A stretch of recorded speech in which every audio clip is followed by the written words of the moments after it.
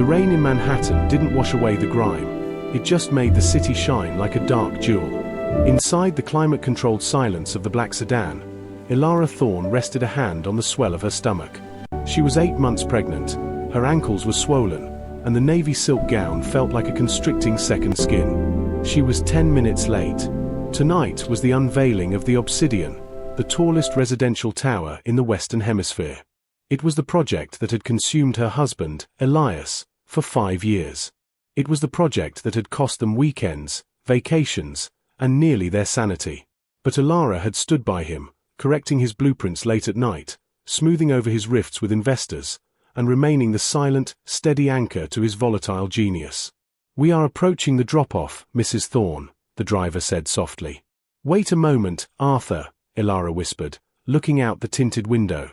A massive screen mounted on the side of the building was broadcasting the red carpet arrivals live.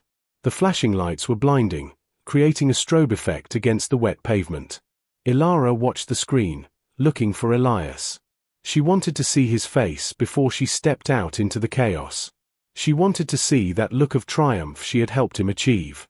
The camera zoomed in. There he was. Elias, looking devastatingly handsome in his bespoke tuxedo, his sharp jawline set in that familiar look of arrogant confidence. But he wasn't looking at the camera. He was looking at her. Standing next to him wasn't a board member or a frantic publicist. It was Isolde Vance, the avant-garde sculptor with flame-red hair and a reputation for breaking hearts. Isolde had been Elias's muse in university, a relationship that had burned bright and destroyed him before Ilara had picked up the pieces. On the screen, in high definition, Ilara saw Isolde whisper something in Elias's ear. He didn't pull away. Instead, he leaned in. The crowd noises outside the car seemed to mute into a dull roar as Elias grabbed Isolde's waist and kissed her. It wasn't a polite greeting.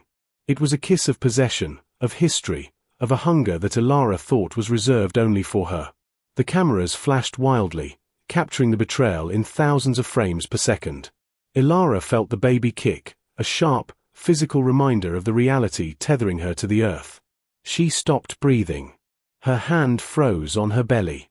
She watched her husband, the man who had rubbed her back just this morning and promised her the world, humiliate her in front of the entire city. She didn't scream. She didn't cry. The shock was so absolute it acted like anesthesia. "Mrs. Thorne?" Arthur asked, sensing the shift in the air. "Shall I open the door?" Ilara looked at the door handle. It was cold silver, just like the building Elias had built. Just like his heart. If she stepped out now, she would be the pity of New York. The pregnant, discarded wife waddling into the scene of the crime. "No," Ilara said, her voice sounding strange, like it was coming from underwater. "Turn the car around, Arthur," she said, the tremble in her voice hardening into steel. "Take me to the airport. Now."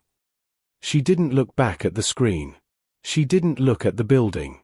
As the car pulled away, slipping back into the anonymous stream of traffic, Ilara realized that while Elias had built a tower of glass, he had just thrown a stone through the only home that actually mattered. The elevator doors slid open with a soft chime, revealing the sprawling penthouse that overlooked the glitter of Manhattan. Elias walked in, loosening his silk tie, the taste of expensive champagne still lingering on his tongue. The after-party had been a riot of applause and envy. He was the king of the city. "Ilara," he called out, expecting to see her sitting on the white velvet sofa, perhaps angry, perhaps crying. He was prepared for that. He had a speech ready about how the kiss with Isolde was just performance art, a meaningless spark of old energy to fuel the press coverage. He believed he could charm his way out of it, just as he charmed the zoning board. Silence answered him. He walked through the living room. The lights were dimmed, but the air felt stale, devoid of the lavender scent Ilara always wore. He checked the master bedroom. The bed was made with military precision, unruffled. "Ilara, stop hiding." "It's childish," he muttered, irritation pricking at his good mood. He walked to the walk-in closet. He froze. Her side of the closet wasn't just messy, it was barren. The racks where her modest dresses and maternity clothes usually hung were empty. The shelves that held her shoes were bare wood. It was as if she had never existed. Panic, cold and sharp, finally pierced his intoxication. He ran down the hall to the nursery. They had spent months designing it, a soft, neutral haven for their son. He pushed the door open. The room was gutted. The crib mattress was gone. The rocking chair was gone. The hand-painted mural of the stars that Ilara had painstakingly created was the only thing left, looking down on the empty room like a silent judgment. On the drafting table in the corner of the nursery, where Ilara often sat to review his blueprints, lay a single envelope. It wasn't a tear-stained love letter. It was a thick, cream-colored business envelope. Elias tore it open. Inside was a single sheet of paper, typed and signed. To Elias. For 5 years, I was the steel that held up your glass. I corrected your structural flaws, I managed your temper, and I made you look human to a world that only saw your ego. Tonight, you showed me that you don't need a partner, you need an audience. I am resigning from my position as your wife, your fixer, and your shadow.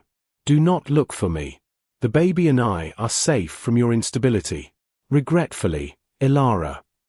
His phone buzzed in his pocket. Then it buzzed again. And again. A torrent of notifications. Elias pulled it out. The photo of him kissing Isolde was everywhere. The Obsidian affair was trending globally. But below the headlines about the kiss were new headlines, breaking just minutes ago. Pregnant wife of architect tycoon flees country. Ilara Thorne spotted at private airfield alone. Elias sank onto the floor of the empty nursery. For the first time in his life, the silence wasn't peaceful. It was deafening. He had built the tallest tower in the city to touch the sky, but he hadn't noticed that the ground beneath him had crumbled away. 3 months had passed, and the coastal town of Harborview was a world away from the steel canyons of New York. Here, the air smelled of salt and pine, not exhaust and ambition. Ilara sat on the porch of a small, weathered cottage, a sketchbook resting on her swollen belly. She was due in 2 weeks. Her ankles were swollen, and her back ached constantly, but her mind was sharper than it had been in years. She ran a charcoal pencil over the paper, sketching the curve of a roofline. She wasn't designing skyscrapers anymore. She was designing a respite center for mothers recovering from trauma. It was a project she had started anonymously online, calling her studio Sanctuary Designs. To her surprise, the designs had gone viral. People loved the warmth, the emphasis on natural light, and the intuitive flow of the rooms, elements that were missing from Elias's cold, impressive monoliths. Inside the cottage, the phone rang. It was her lawyer. He's making noise again, Ilara, the lawyer said. He's threatening to cut off the joint accounts if you don't return for a mediation session. Let him, Ilara said, her voice calm. I withdrew my half of the assets before I left. I don't need his money. It's not just money. His spiraling. Back in New York, Elias was indeed spiraling. The penthouse was a mess. Isolde was there, lounging on the sofa, scrolling through her phone. Elias, stop pacing, Isolde snapped. You're making me dizzy. And when are we going to Paris? You promised. Elias looked at her with disdain. The passion he thought he felt 3 months ago had evaporated within weeks. Isolde was chaotic. She was demanding. She didn't care about his work, she only cared about the status it brought her. When he tried to talk to her about the structural issues with his new project, she yawned. I can't go to Paris, Isolde. The Tokyo deal is falling apart, Elias growled. So fix it, she shrugged. I can't, he shouted, startling her. Ilara was the one who understood the Japanese investors. She was the one who remembered their cultural customs, who sent the gifts, who proofread the contracts. Elias looked around his office. It was cluttered with errors. Without Ilara's quiet organization, his genius was unraveling. He realized now that the boring stability Ilara provided wasn't a cage, it was the foundation that allowed him to build. He walked over to his desk and picked up a private investigator's file that had arrived that morning. He had spent a fortune to find her. He opened the folder. There was a grainy photo of Ilara walking on a beach, heavy with their child, looking serene and tired. Get out, Elias said to Isolde. Excuse me. Get out! Elias roared. I have to go get my wife back. Isolde scoffed, grabbed her bag, and stormed out, slamming the door. Elias stared at the photo. He didn't want to win the argument anymore. He just wanted to hear the silence of the empty nursery fill with life again. He booked a flight to the nearest airport to Harborview. He was coming to claim what was his, unaware that Elara was no longer something to be owned. The black town car looked alien parked on the crushed gravel driveway of Elara's seaside cottage. Elias stepped out, his Italian leather shoes crunching on the stones. He held a velvet box in one hand and a rolled tube of blueprints in the other, his idea of a peace offering. Elara stood on the porch, hand on the railing, watching him. She didn't look scared. She looked disappointed. I bought the house next door, Elias said, skipping the greeting. And the one after that. I'm going to build a complex here. We can live here if you hate the city so much. You still don't get it, Elara said, her voice heavy with fatigue. You think you can terraform my life to fit your convenience. I don't want a complex, Elias. I want peace. Elias stormed up the steps. I fired Isolde. I issued a public apology. I've lost 3 major contracts because I've been hunting for you. What more do you want? Blood. I want you to leave, Elara said, turning to go inside. As she turned, a sharp, blinding pain shot through her temples. The world tilted on its axis. She gasped, grabbing the doorframe. Her vision blurred, white spots dancing before her eyes. Elara. Elias's aggressive tone vanished instantly. My head. She whispered. Then, her knees buckled. Elias dropped the velvet box and the blueprints. They scattered in the dirt, diamonds and million-dollar ideas, ignored. He caught her just before she hit the floor. Her skin was burning hot, yet clammy. Arthur! Get the car! Elias screamed, his voice cracking in a way his board members had never heard. The ride to the local hospital was a blur of terror. Elara was drifting in and out of consciousness, muttering about deadlines and nursery colors. Elias held her hand, watching her blood pressure monitor on the car's console. He had demanded a medic-equipped vehicle for the search. The numbers were skyrocketing. Preeclampsia. He knew the word from the books he had promised to read but never opened. When they burst into the emergency room of the small community hospital, Elias didn't shout, "Do you know who I am?" like he usually did. He grabbed the nearest nurse, tears streaming down his face, staining his pristine shirt. "Please," he begged, his voice trembling. "She's the only thing I've ever built that matters. Save her." Doctors swarmed. A gurney was wheeled away. Elias was left standing in the fluorescent hallway, alone. He looked down at his hands. They had signed billion-dollar checks and cut ribbons on skyscrapers, but right now, they were shaking and useless. For the first time, Elias realized that he was not the architect of his own fate. He was just a man, waiting for the roof to cave in. The machines beeped in a rhythmic, hypnotic cadence. It had been 6 hours since the emergency C-section. Elias sat in the plastic chair next to the bed, looking smaller than he ever had in the boardroom. In the bassinet nearby lay their son, Julian, tiny, fragile, and fighting, just like his mother. Elara stirred. Her eyes fluttered open, adjusting to the dim light. She looked at Elias. He wasn't on his phone. He wasn't pacing. He was just watching her, his face pale and drawn. "He's okay," Elias whispered, anticipating her question. "Julian. He's perfect. He has your chin." Elara let out a breath she felt she'd been holding for months. "And you?" "I'm ruined," Elias admitted, a dry chuckle escaping his lips. "And I think I needed to be."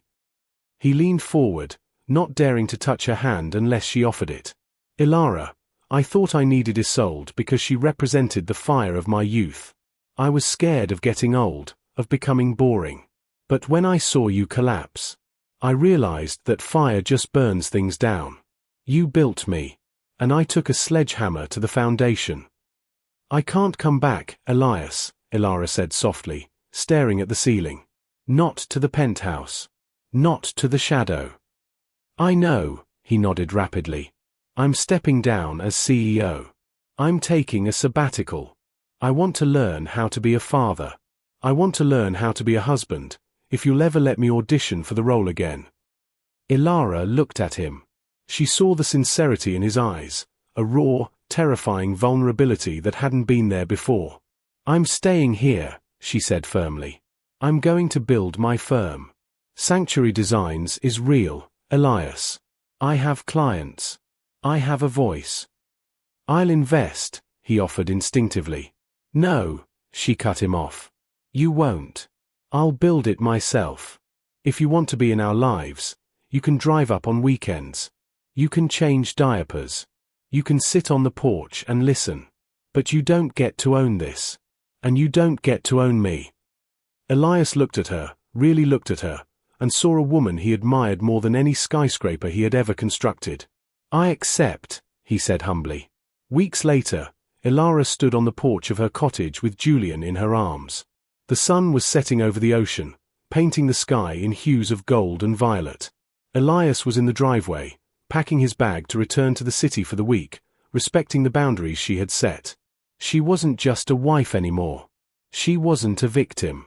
She was the architect of her own life, and for the first time, the structure was sound. She kissed her son's forehead, turned her back to the driveway, and walked into her house. The future was unwritten, and it was hers to design. The end.